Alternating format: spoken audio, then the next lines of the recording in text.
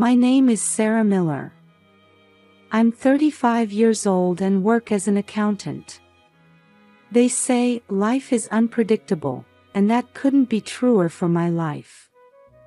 5 years ago, I had a fateful encounter at a local coffee shop. That day, my usual spot was taken, so I reluctantly sat next to a stranger. He struck up a conversation, saying, "The latte here is simply divine." That was the beginning. The man's name was Mark Miller. At 37, he was a successful architect. I was immediately drawn to his gentle nature and intellectual charm.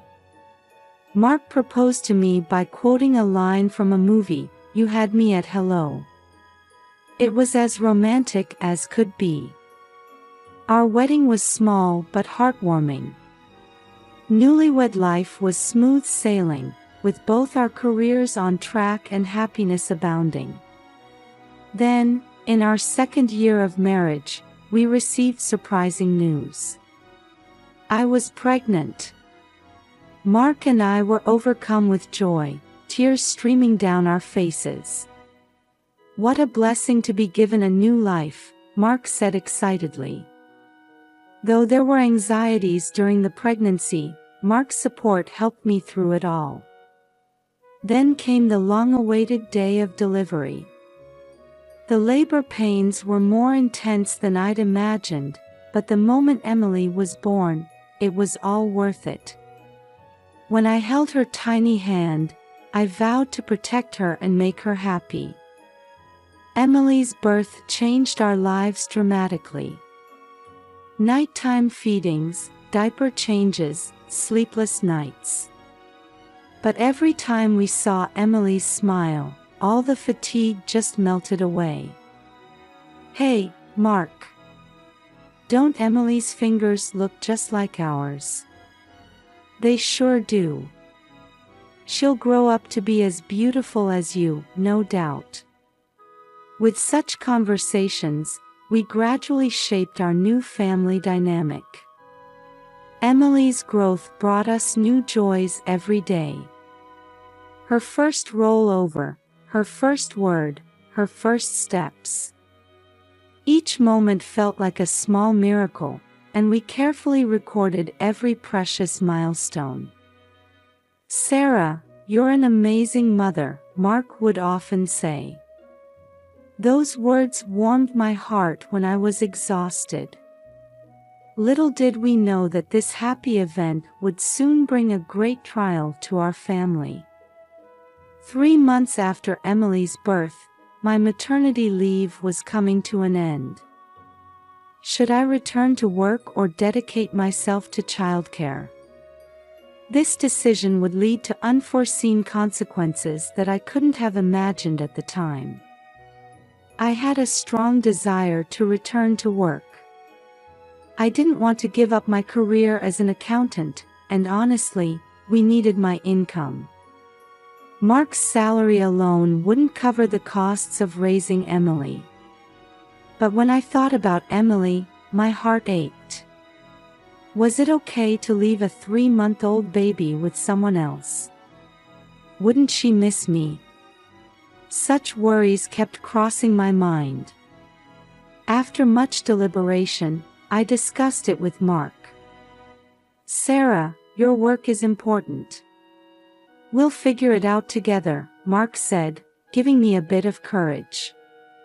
In the end, I decided to return to work. However, I started with part-time, 4 days a week, instead of full-time. Fortunately, my company was understanding and accepted this proposal. But a new problem arose. We needed to find someone to take care of Emily.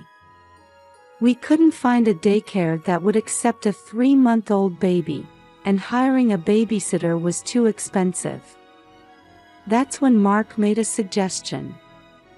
"What about asking my mother?" Honestly, I was hesitant at first.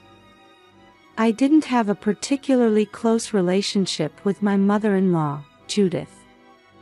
But with no other options, we decided to ask Judith.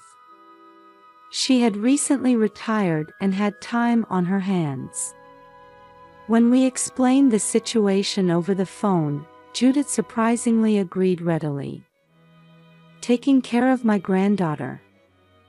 There's nothing that could make me happier, Judith said, which put me a bit at ease. However, I still felt a nagging worry. I wondered if Judith could really take proper care of Emily. Judith arrived at our house a week before I was to return to work. At 62, Judith was petite but exuded an air of authority. Her graying hair was pulled back tightly, and she wore crisply ironed clothes.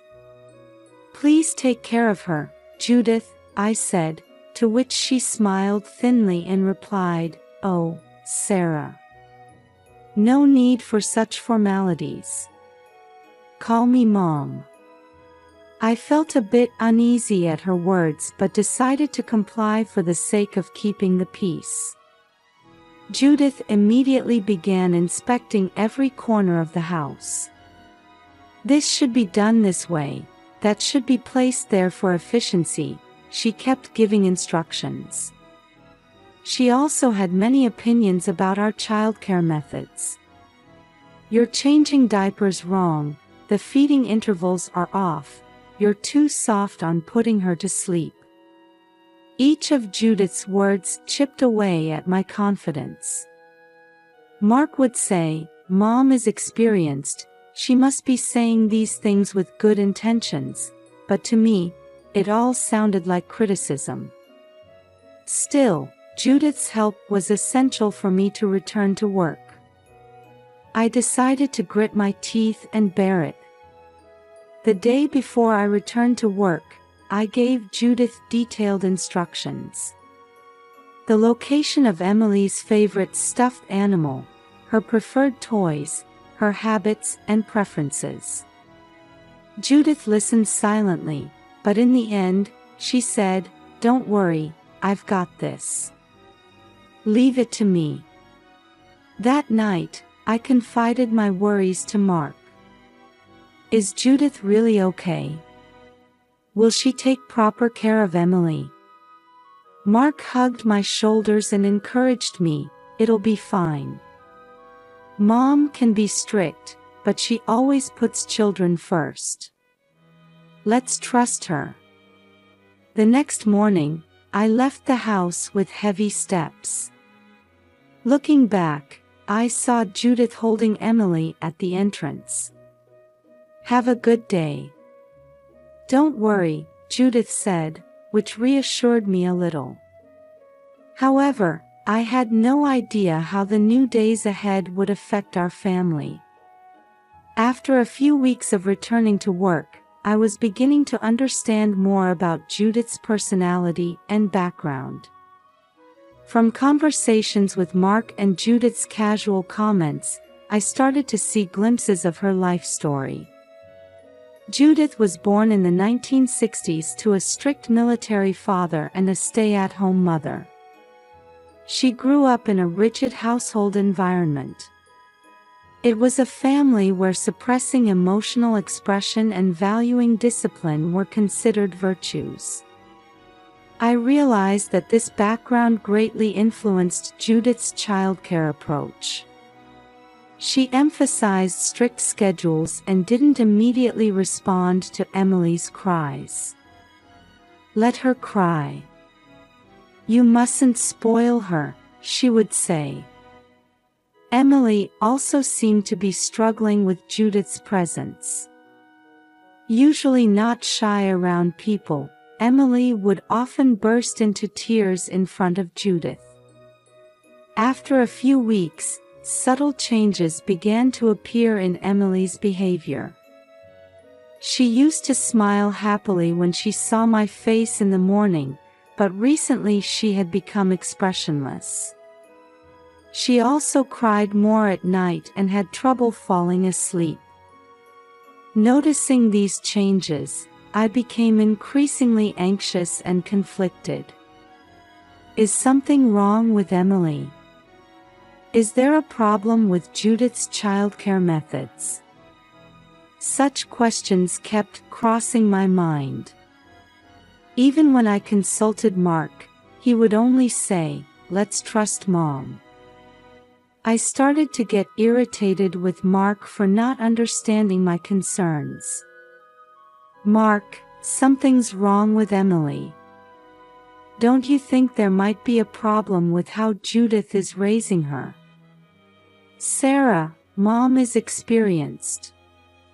Don't you think you're just being oversensitive?"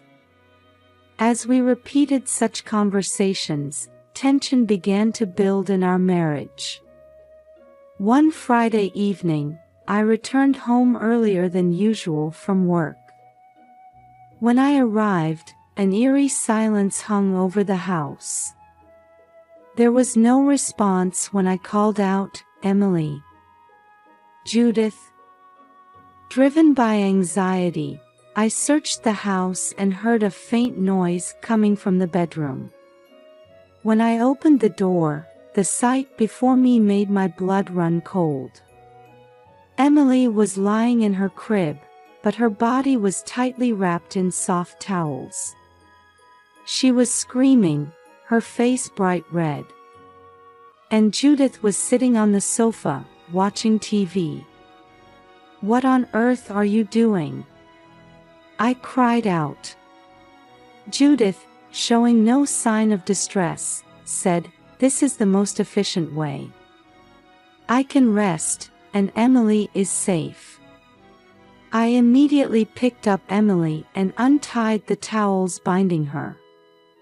When I checked Emily's body, I found light bruises on her arms and legs.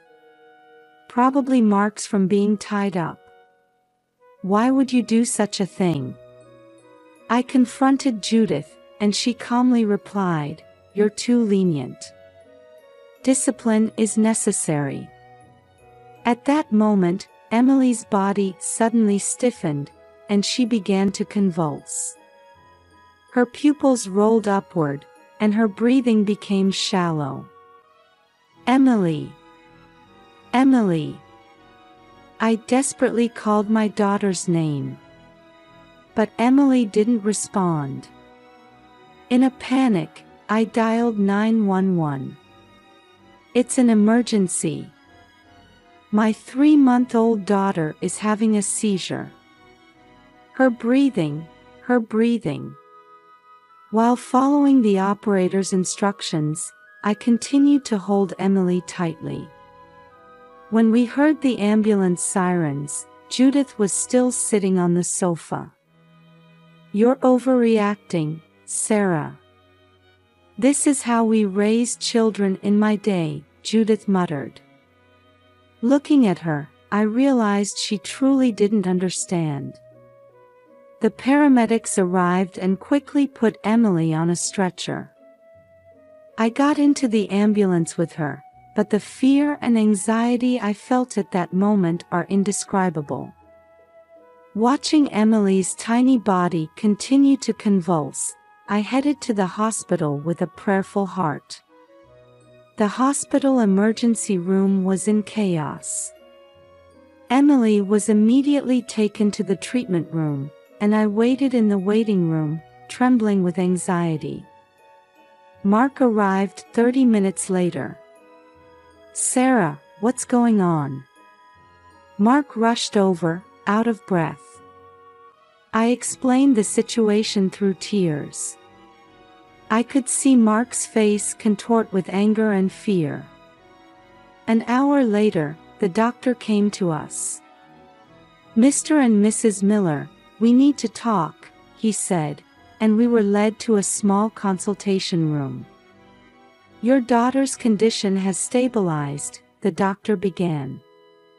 For a moment, I felt relieved, but the doctor's expression remained grave. However, our detailed examination shows the possibility of serious brain damage. The moment I heard those words, I felt my world crumbling.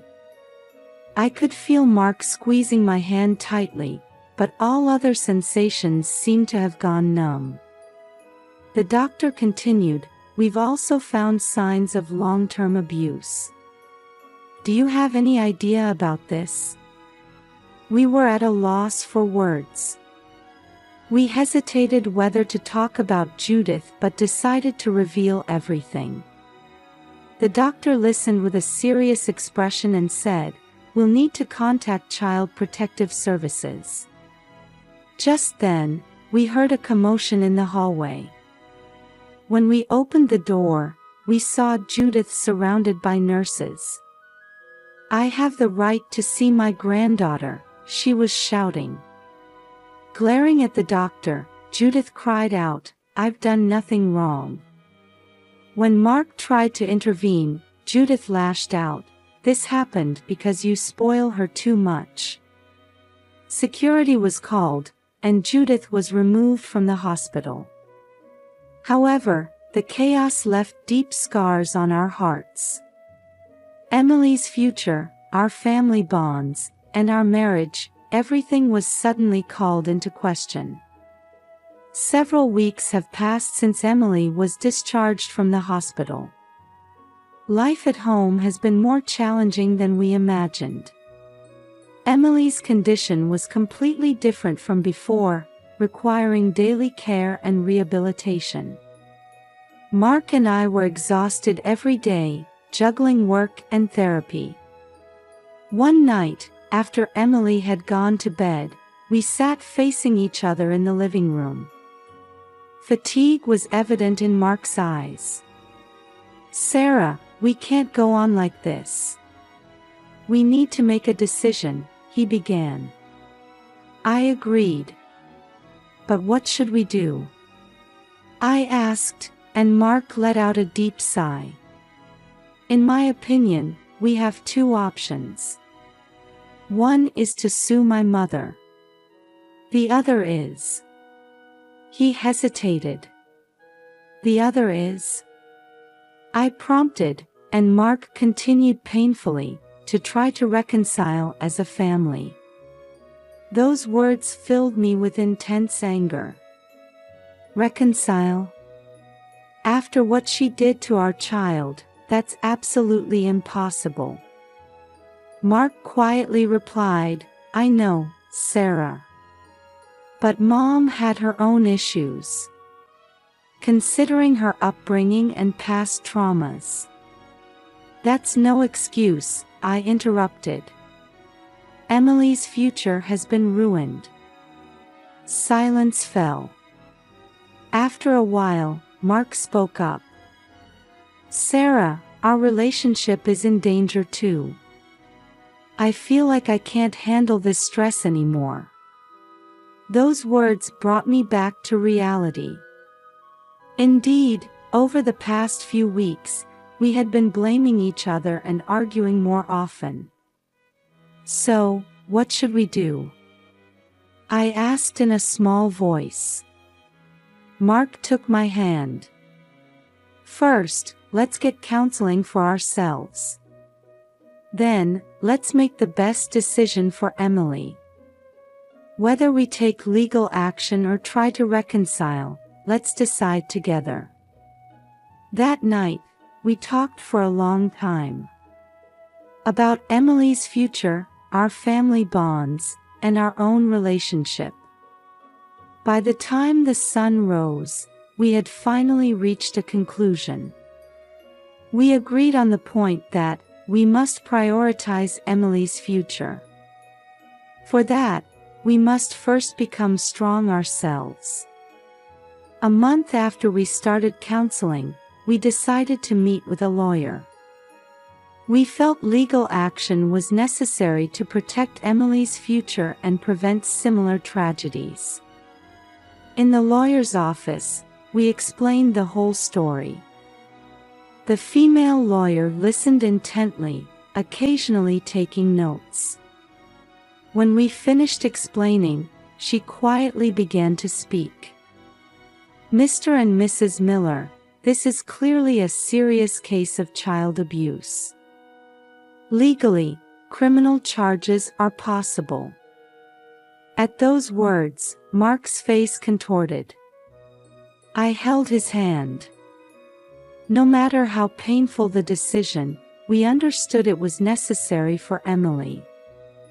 The lawyer continued, however, since this is also a family matter, I recommend trying mediation first. If that doesn't resolve the issue, we'll move to court proceedings. We looked at each other and nodded. Let's start with mediation, Mark said. The following week, a family meeting including Judith was scheduled. In a tense atmosphere, Judith appeared with her lawyer. The meeting was extremely difficult. At first, Judith tried to justify her actions, but as she faced the evidence, her attitude gradually changed. I might have been wrong, Judith muttered, and the room fell silent. After that, it was discussed that Judith would receive professional psychological counseling. Contact with Emily would only be allowed under supervision for the time being. Judith would bear part of Emily's medical expenses and future care costs, and the whole family would participate in regular therapy sessions. We reached an agreement on these points. A legal settlement was reached and approved by the court. However, this was just the beginning. Emily was receiving rehabilitation at the pediatric neurology department 3 times a week. The schedule was hectic, with speech therapy, occupational therapy, and physical therapy. Emily showed gradual progress and slowly began to speak words. Mark and I were busy balancing work and rehabilitation. Fortunately, both our workplaces were understanding and allowed us to work flexible hours. Still, the accumulation of fatigue was unavoidable. Family therapy sessions also continued regularly. At first, the atmosphere was awkward, but as we repeated the sessions, we began to understand each other's feelings better. The change in Judith afterward was also significant. She earnestly engaged in counseling and faced her past. Now I understand how terrible my actions were, she said tearfully. Mark had a complex expression on his face as he watched her. I myself was struggling with feelings of self-blame. The thought, if only I had noticed earlier, would occasionally overwhelm me. The counselor repeatedly told me, "You are a victim, not a perpetrator," but it took time for me to fully accept those words.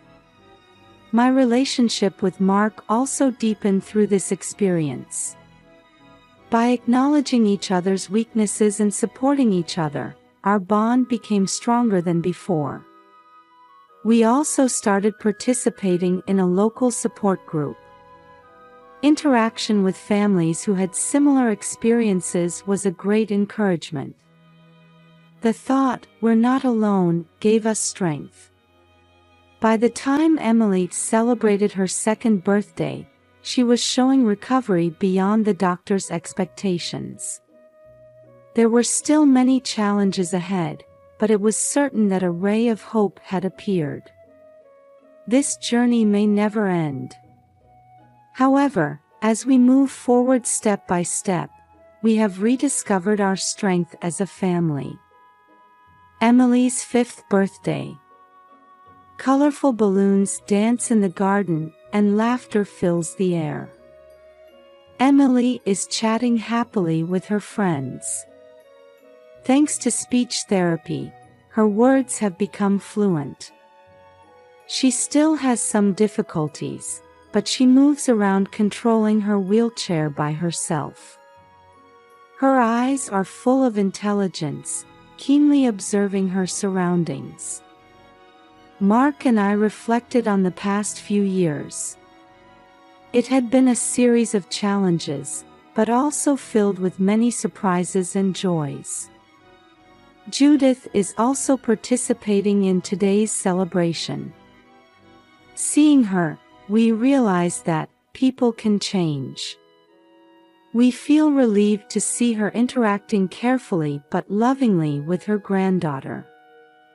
Life is unpredictable, but that's what makes it beautiful. Judith's words resonate in our hearts. Mark's siblings have also joined the celebration as family members. The former conflicts have now turned into strong bonds. Our marital relationship has also deepened through this experience. Overcoming difficulties has strengthened our trust and love for each other. Emily's growth has taught us many things.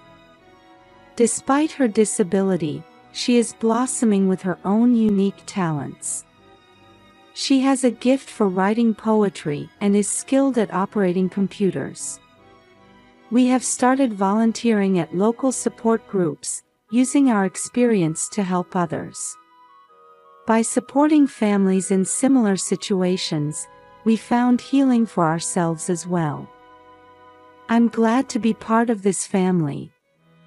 Emily whispered these words before blowing out her birthday candles. We couldn't help but tear up at her words. Indeed, our life has taken an unexpected turn. But what we've gained through this journey is immeasurable. The strength of family bonds, the power of forgiveness, and the importance of hope. These give us the strength to overcome any difficulty. The future is still uncertain.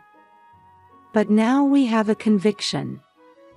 No matter what challenges await us, this family can overcome them. Believing this, we continue to move forward. Looking at Emily's smile, I quietly made a vow. Let's cherish each